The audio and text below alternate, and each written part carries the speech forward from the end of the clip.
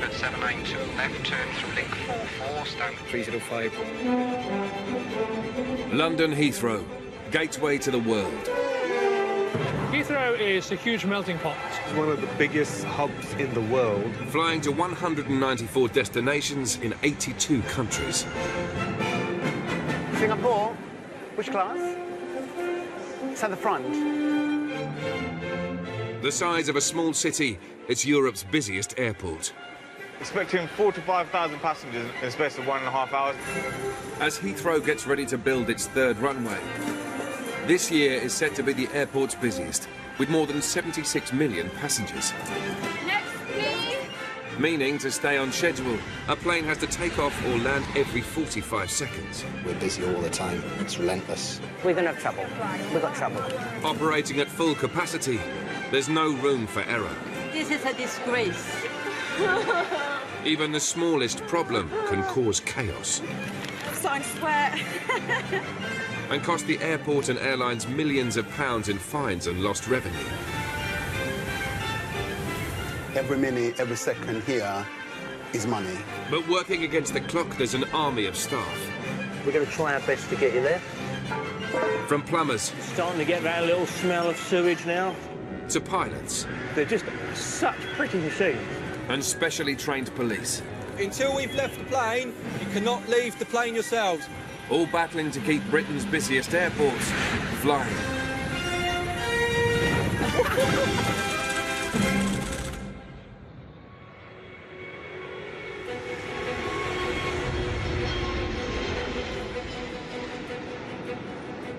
One of the world's biggest airports.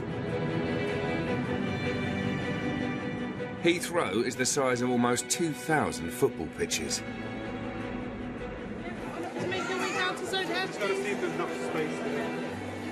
Its size can make it challenging for connecting passengers. Sir, come down this way.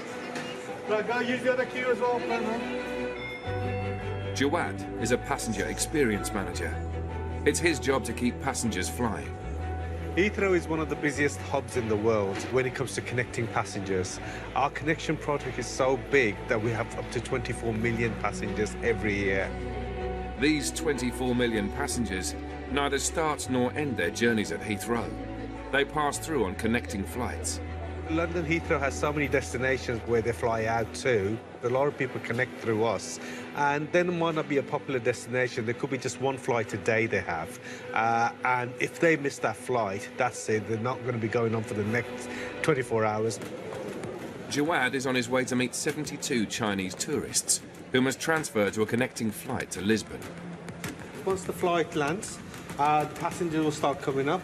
I'm going to try and get hold of the leader first to see if they can speak English. The clock is ticking. They only have 90 minutes to make the connection, which at Heathrow is very tight. Lisbon? Lisbon, madam, Lisbon? Lisbon? Anyone traveling to Lisbon?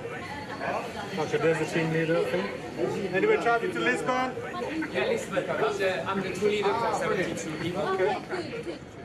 Adding to the pressure, the group has to be split in two. Half are staying in Terminal 3 and the other half are flying out of Terminal 2, a mile away. So what we need to do is we've got to make sure you get onto the right flights. Do you know you have been rebooked onto 2 different flights? 2 different flights? Yes. Flights from 2 different terminals. Yeah. They tell me just one. No. No, it's 2. It's 2. Okay. So this is the list we've got. Okay, so you've got this list, yeah.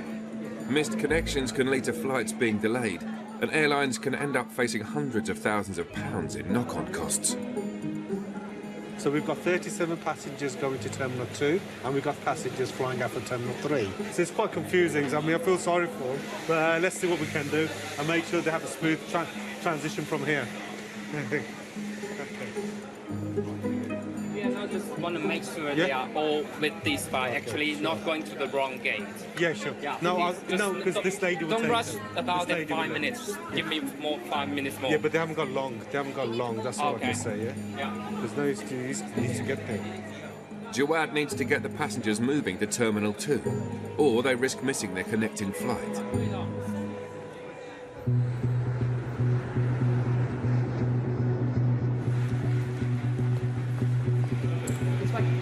fine. Heathrow is on the front line of counter-terrorist measures. With over 200,000 passengers every day, the airport must be kept safe. The threat to UK mainland is deemed as severe, which means an attack is highly likely. I think, sadly, this is the world that we live in now. I don't think that is ever going to change. Around the clock, a team of police officers and sniffer dogs patrol every inch of the airport in search of explosives. Must go find where. Liz is a police dog handler and works at the airport with Dog Buster. We search everywhere in the airport with the dogs, anywhere where anything could be secreted or left. Yeah, so the dogs will go absolutely everywhere in the airport. Today, explosive materials have been hidden in the airport. Liz, Buster and colleagues Rick and Paddy must hunt them down as part of an exercise. They will literally search and find microscopic particles of the substances they're looking for.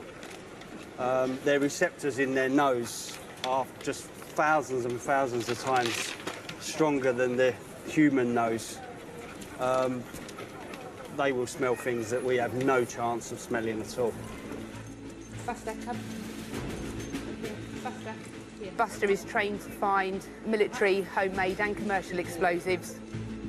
And if anything is out of the ordinary to him, then Buster will have his own unique indication that me and him are sort of trained, that I know that that's what he's doing to alert me that there is a problem. Yeah, but Buster. They're looking for drugs. Explosives. Explosives. Paddy's just searching lots of bags at the moment. He's not indicating on any. He's hit the bag straight away. Good boy. You clever boy. Good boy. Good lad. That's because the scent picture of this explosive here has become quite large as it's been sitting there for about 5 minutes.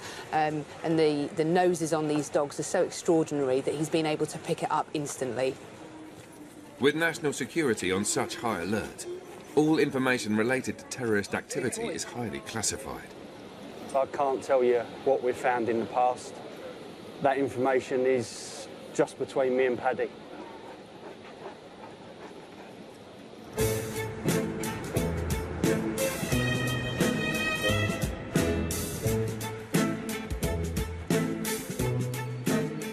In Terminal 3, Jawad has 90 minutes to get a group of Chinese tourists onto 2 different connecting flights in different terminals. But they've become distracted. So they think we're celebrities. Thank you. Thank you. Thank you.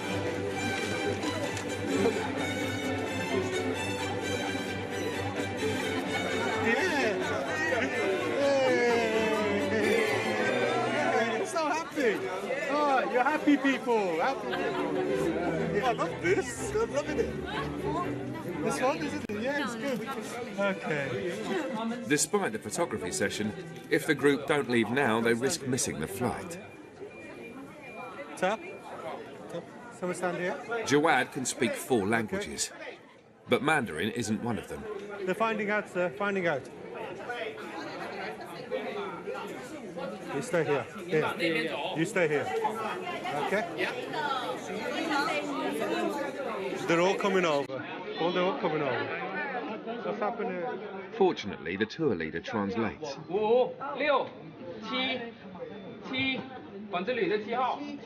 The concern we've got now is there's one group needs to leave now, so they haven't got very long for a flight in Terminal 2. The first group are ready to set off. I will call Terminal 2 to tell them they're coming, so they will make sure they get on the flight. Yeah. Okay, and they will call me. Once they're on the flight, they'll call me and I'll tell you that they're on the flight. Yeah. Okay? The flight for the 18:30, right? So they've only got about, I said, 45 minutes to get to Terminal 2, go through security, go and get to the gate. So they are quite. Yeah. Can you stand by? The first group are finally on their way. If they don't get to Terminal 2's gate in time, they'll be sleeping at Heathrow. George, we've got a group of 38 coming through your security now, so they should be hitting you next couple of minutes.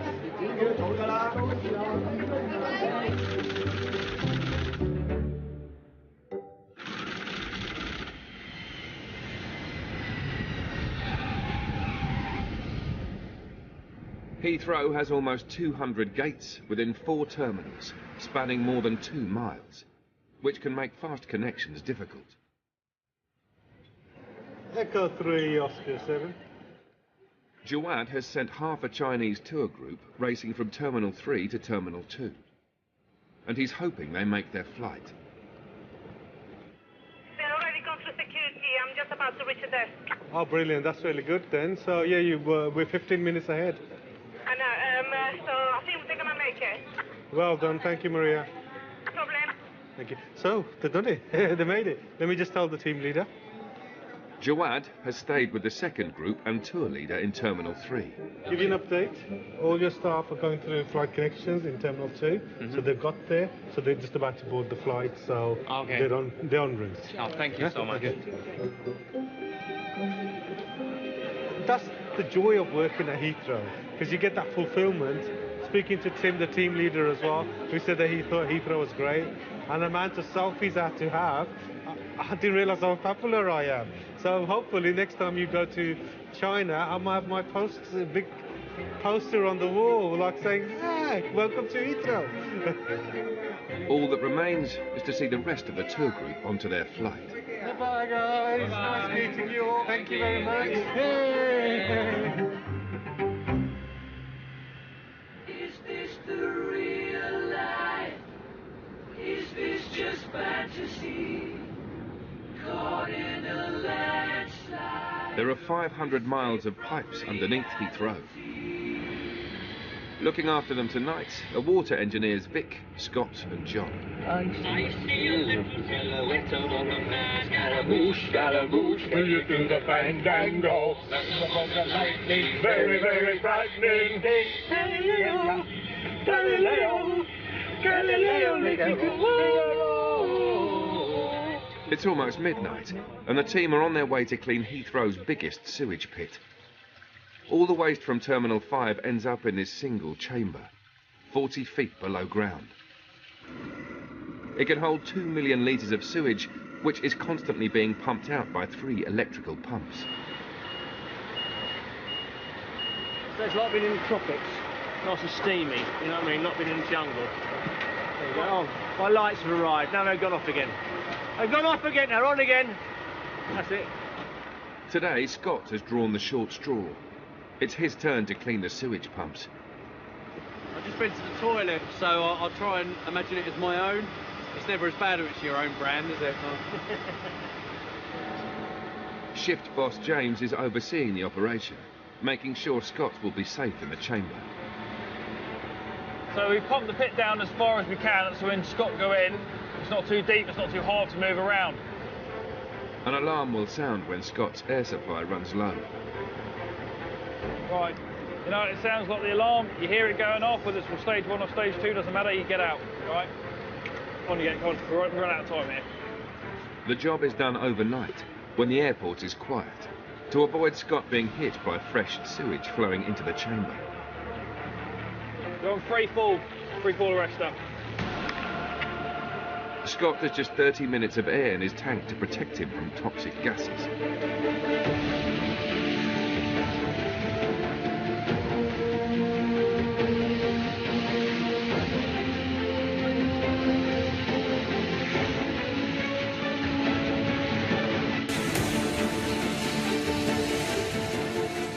Failure to clean and maintain these pumps could mean all the waste backs up and floods Terminal 5.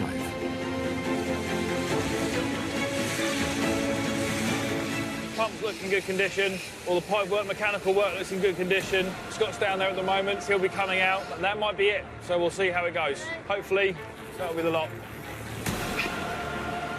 With only seconds of air left, Scott makes it out of the chamber.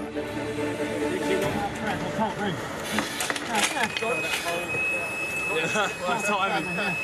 That's actually timed perfectly, as you can see. It's all finished now. Perfect. Scott did a really good job of that. you get a massive sense of achievement. There's a sparkling clean, there's nothing left in there now, and the pumps all turn perfectly. They're all isolated, locked off. I could spin all the impellers. It was really good. Really need to itch my nose really badly, but I just can't do it.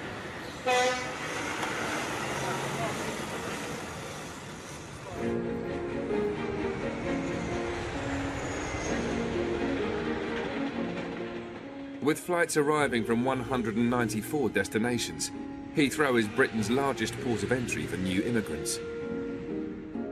Today, Syrian refugee Mohammed is waiting for his wife and 2 young children. This moment, today, is the day I was looking for a year and a half. I've got 2 children. I left them when they were very, very young. Last year in Britain, just over 7,000 asylum cases, like Mohammed's, were granted. The situation in Syria was getting worse day by day. Warplanes is bombing every minute. You could be dead any moment. I had no choice but to leave my country so that I can save my 2 kids. I said I will make a better life for them in Europe. I moved through Turkey, across many Eastern European countries like Greece, Macedonia, France, and then staying in the jungle, sleeping next to the roads.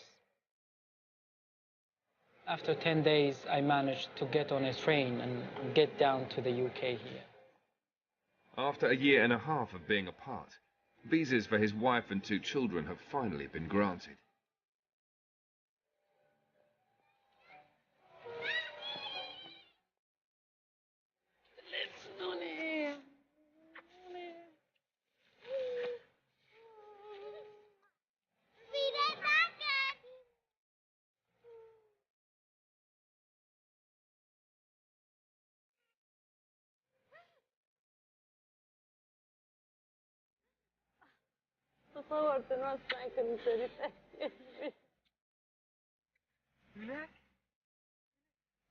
I'm very, very happy.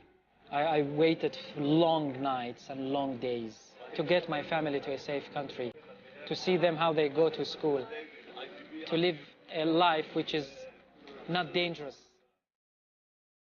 I left him when he was 1.5 years old. Look at him, he remembers me. You believe it?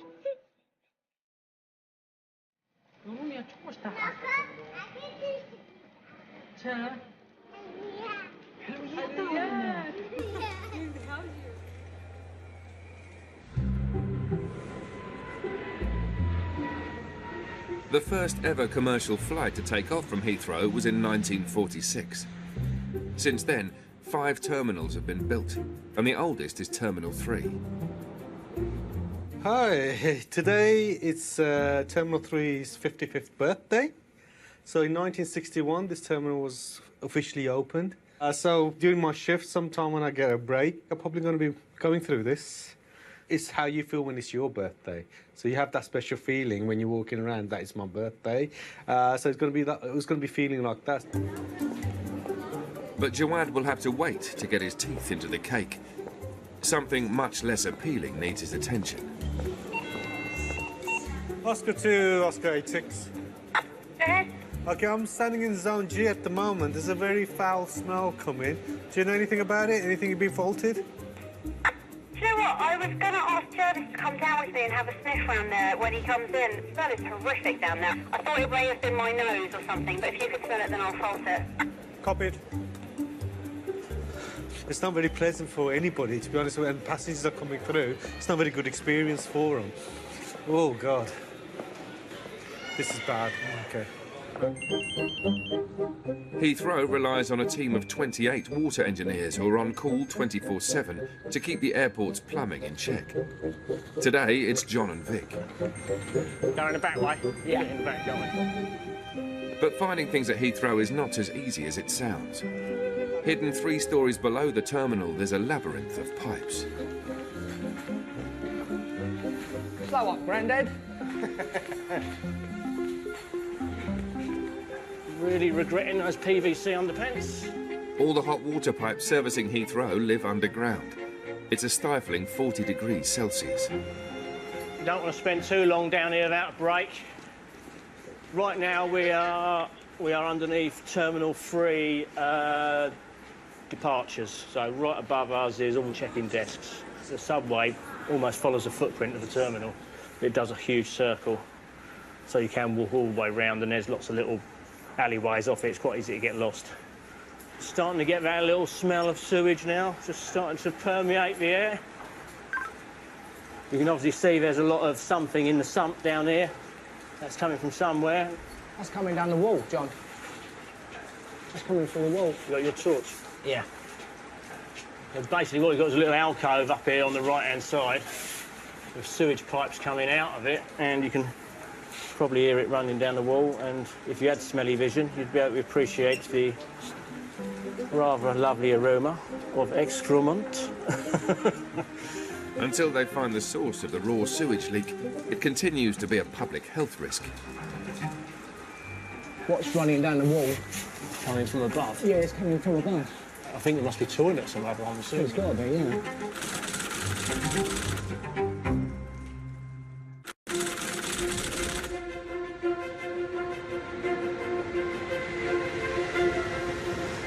Heathrow is not only vast on the outside, but underground as well. It's a 5 square mile maze that even people who work at the airport struggle with. It's a case of, let's say, sometimes just following your nose. Water engineers John and Vic are on a mission to locate a sewage leak. That smells a bit right. Ah, funky. Yes. And their search has led them back to ground level. Ah, look. Victor. This is a sorbent pad, which says to me, highly likely is something at the back here is leaking. I can actually...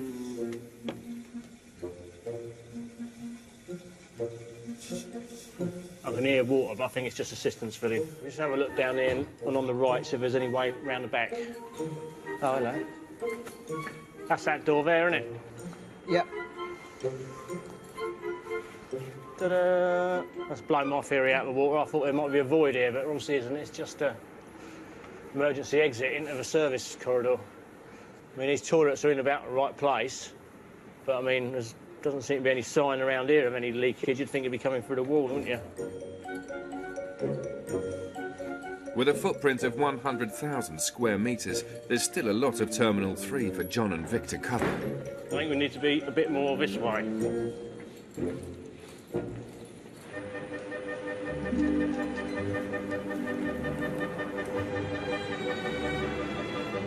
All the airlines at the airport have strict luggage policies. There's limited space, and heavy planes use more fuel and cost more to fly. Check-in figure at the moment, 178. In Terminal 2, customer service manager Michael is overseeing check-in for a flight to Singapore. Morning. How are you? This flight allows economy passengers one piece of cabin baggage, which must fit into the overhead compartment. Singapore? Which class? It's at the front. Is the machines at the front? Sorry.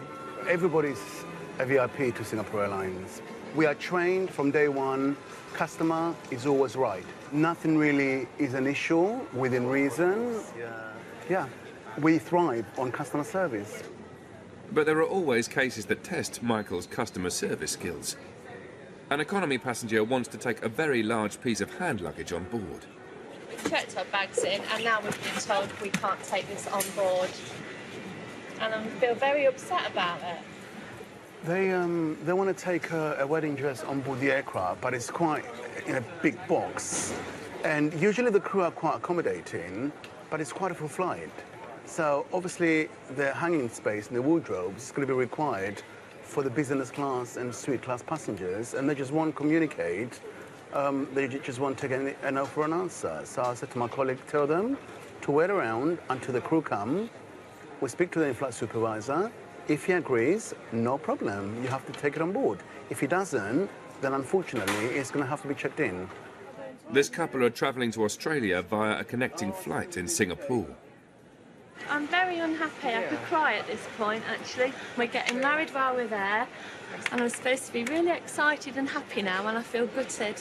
It's the most important thing, isn't it? We went to a lot of thought to work out how it was going to be done, made the phone calls, think you've got it sorted, and then...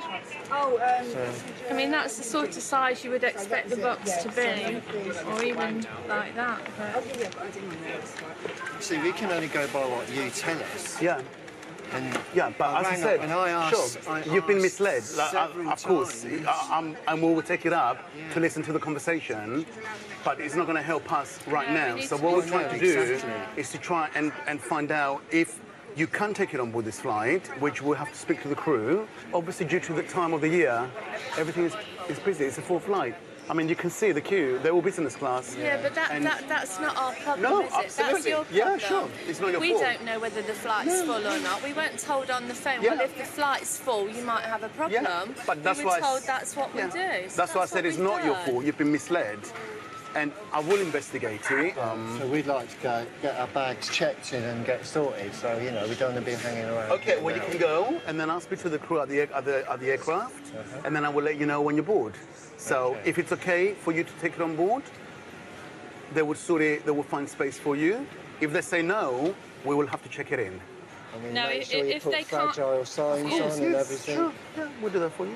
Handle with care. If we have to check it in, yes. All right. I'm going to pop them back in. Where's my shoes? The passengers have decided to take their chances and will take the box to the boarding gate. I can only do what I can do, and that is take the box on board physically and speak to the in-flight supervisor and try and see if it can help. I'm hoping it's going to be a happy ending.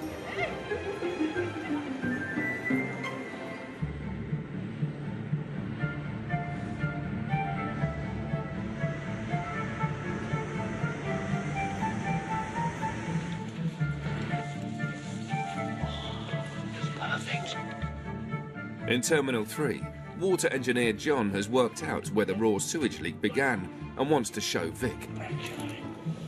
You can sort of treat Heathrow like a great big jungle gym, I suppose. But with a lot more health and safety involved. And the ball pits aren't as good, I find.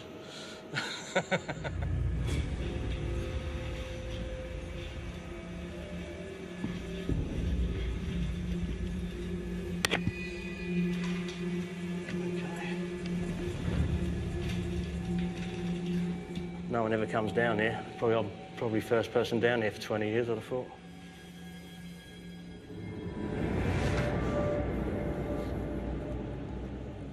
I've been in the service corridors before when all the lights have gone out. That's quite spooky.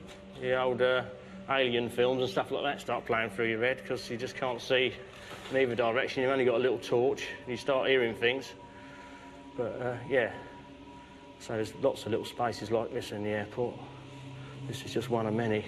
That pipe over there, I'm seeing the distance, the soil pipe for the toilet. That's the area where we've got to go a little bit further along. Follow this big black pipe behind us. Oh. Here he is. Okay, mate. 1, 2, 3, 4, 5, 6, 7, 8, 9, 10, 11, 12... 13. 13 paces, so... And it's got to be about 6 or 7 yards that way. Yeah, the smell detectors tracked it down in the end. Took a bit of finding, but done it. Actually, there's a light that works in here, that'll be easier. It's just one of Heathrow's little hidden voids that you don't know it's even here until something starts leaking out of it.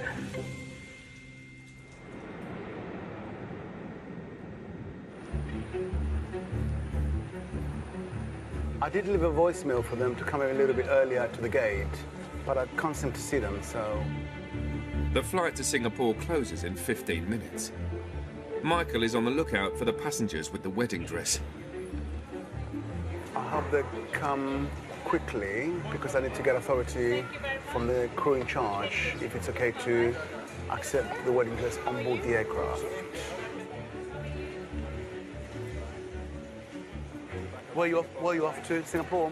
Brisbane. Brisbane. All right for some.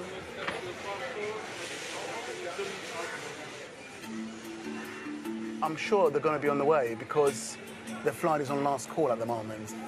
But I still can't see a wedding dress. Can't see a wedding box. You can't miss it, surely. With time ticking, Michael's now worried that the passengers might not even make the flight. Mike, team. Somebody call him. Can you put a call out for 51 Hotel Juliet, please? 51 Hotel Juliet to make the way to the boarding gate ASAP, please. I want them here quickly. I want them here quickly.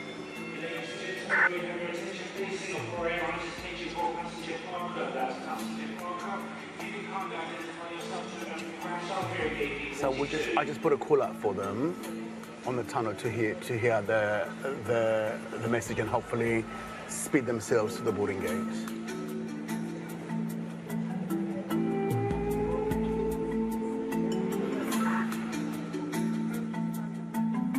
Yes, they're here. Okay, they're on the way. We've got them. You didn't tell us that was a marathon, did you? Did you get my voice call? I called you. Yeah, but we just sat there. Oh, God. Right, come over here. We're going to board them through this way now. Just, So, I'm going to speak to him. He's very nice. I'm hoping it's going to be okay, yeah? So, just wait for me here, and then I will come and get you, okay? All right, yeah? thank you. Okay, come with me. There's just minutes to go until the flight closes. It's down to Michael to save the dress from travelling in the hold.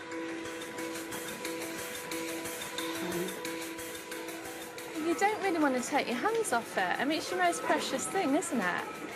Yeah, really important. Harold, the IFS. Harold? Hi. Harold, this is the box.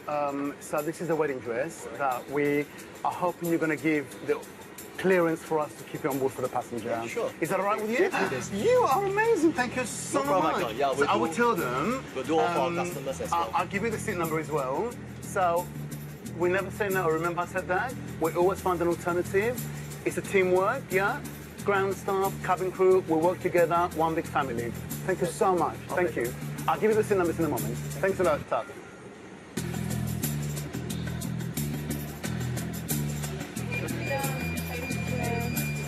Thank you very much. It's a relief.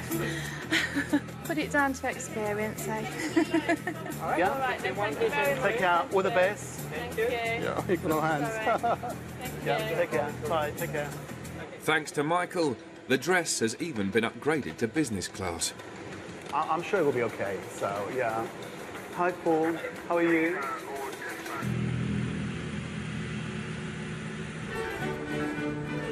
"24 million people take connecting flights through Heathrow every year. That's a third of the airport's passengers.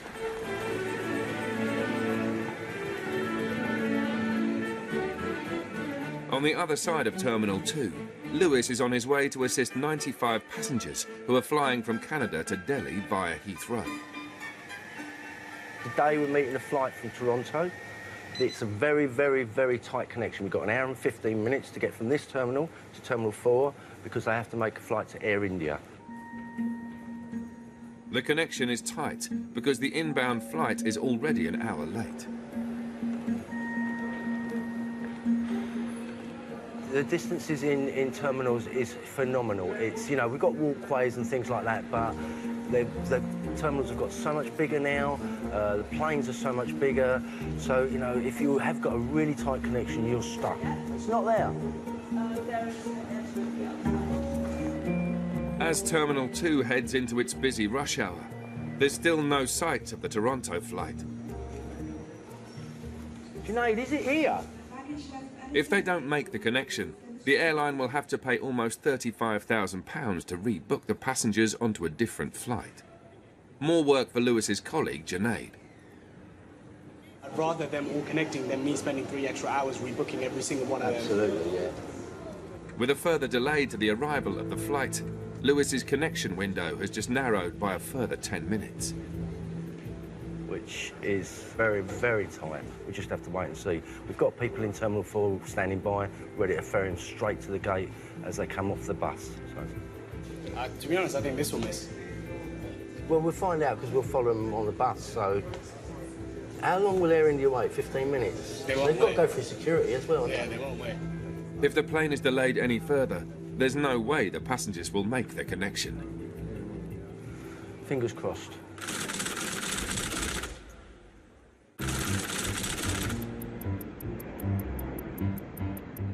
Heathrow is host to 81 different airlines and their fleets of planes. Every time one lands, it's a battle against the clock to turn it around and get it back in the air where it can earn its keep. We're just looking for any damage. Engineer Nick has got just 1 hour before this plane needs to get back out to New York. We check the tyres now, we check the lights, we check all the pitot probes and the sensors, and it's just to make sure that nothing untoward's happened during the flight. Well, you wouldn't want anything hanging off or missing, would you, now? Also, you've got to check around here. These are the critical areas, these are the sensors. This plane requires 180,000 litres of fuel. All 14 tyres to be at a pressure of 210 psi. And 250 tray tables to be in full working order. There's a lot to do, and the job's just got harder. One of the passengers has reported he's lost a diamond ring, so this is one of the non-routine tasks that we carry out, and that's to try and retrieve this passenger's property. It's a rare Tiffany engagement ring, worth over £10,000. Keep our fingers crossed. He said he dropped it down the side, but probably didn't go anywhere. Most common is phones, iPads. Normally in first class, though. not back here. The passenger is due to make his romantic proposal tomorrow. I didn't take the box because it's huge, so I took the ring out, put it in my pocket, which I shouldn't have done. Yeah, I was supposed to propose to her. Well, hopefully it's still there. You sure it's not your blockers? Yeah, 100% sure. Okay. What's your 14 outfit?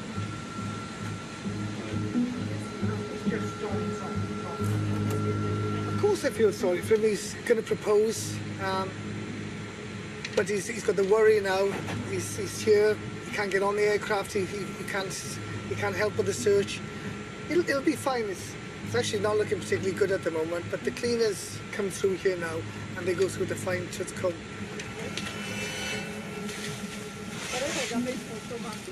We're going to persevere. I've got to get down the cockpit now and go once over the book. So I'll head back there and see how the guys manage now. Okay? He hasn't got a leg to stand on, has he, poor thing? Oh, bless him. First time round, isn't it? Oh. Ring or no ring, Nick still needs to get the plane ready for departure. To get a couple of hundred people in, buttoned down on these girls to get everything stowed. Friend tampering. Power port outlet, that's them as well. Seats being done. Got that into position. Okay. Oh! 30 seconds to spare. That's not bad, is it? Turnaround's complete, but the ring was nowhere to be found. The beacon's on. The tug's connected. She's on pushback.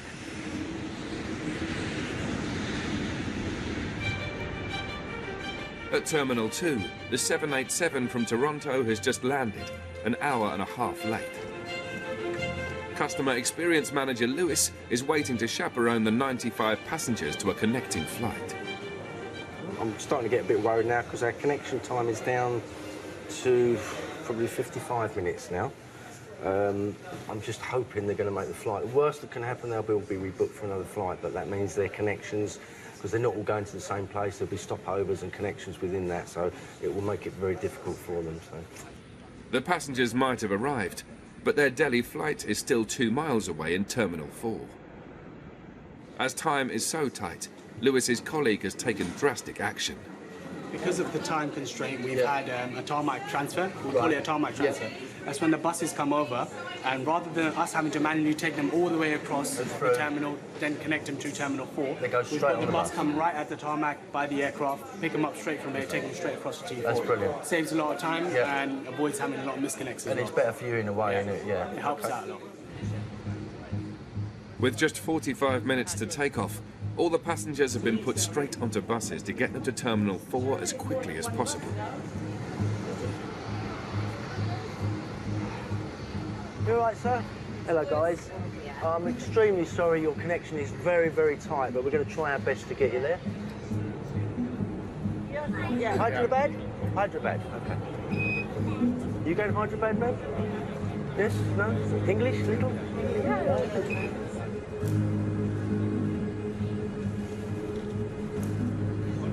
We can't do any more than what we've done. So we'll just have to hope that they make their flight. Otherwise, they've got to come all the way back to this terminal to rebook.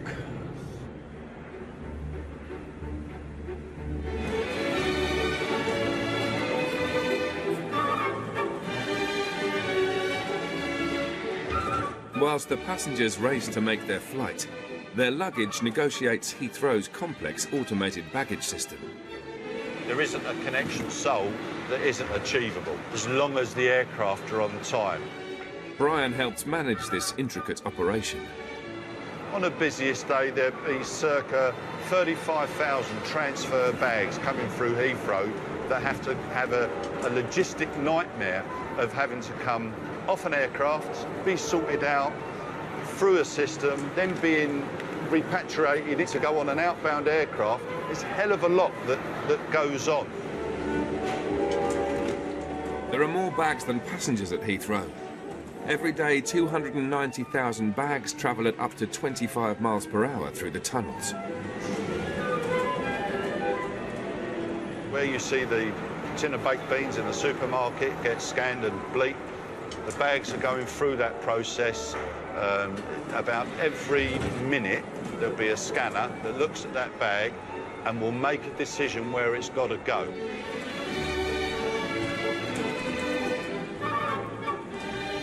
There are 30 miles of conveyor belts. I don't think people would work here at Heathrow if you weren't passionate about it. And what happens when I want to go on holiday? What do I want to happen? Well, when I get to the swimming pool, I want to be able to put my budgie smugglers on, and I want them to be in my suitcase. It's very important to have the right budgie smugglers. Very important.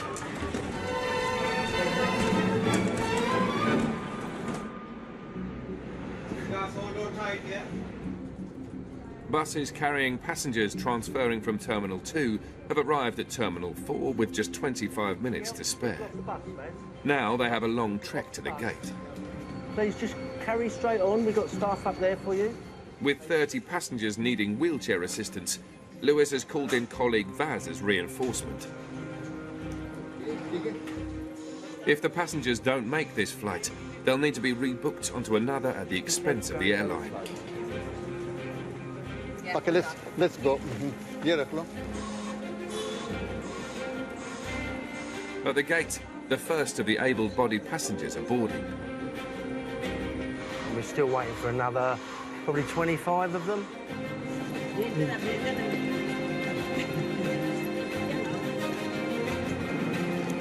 want to hand me your bag? Yeah? You all right?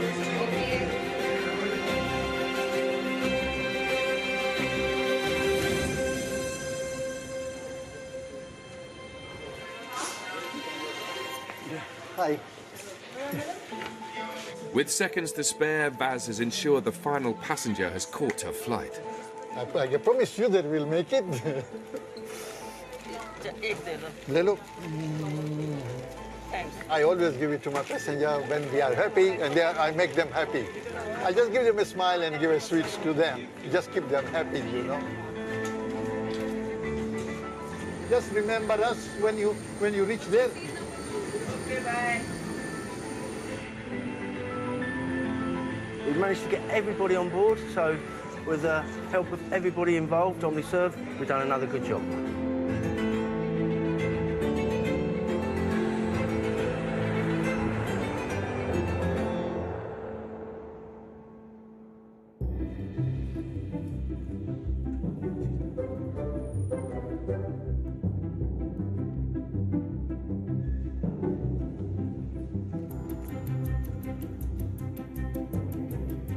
Next time, there's a storm brewing at Heathrow. The threat of ice will begin around 6 p.m. Right, let's go. We've got to be very proficient and professional. We can't afford to get caught with our pants down. Britain's border is lost in translation. Do you speak English at all, sir? A little bit? Very. Okay.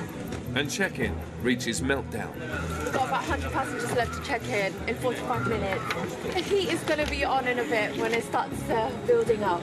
So you've agreed to pay, but now you don't want to pay? Okay, so you're wasting time, aren't you?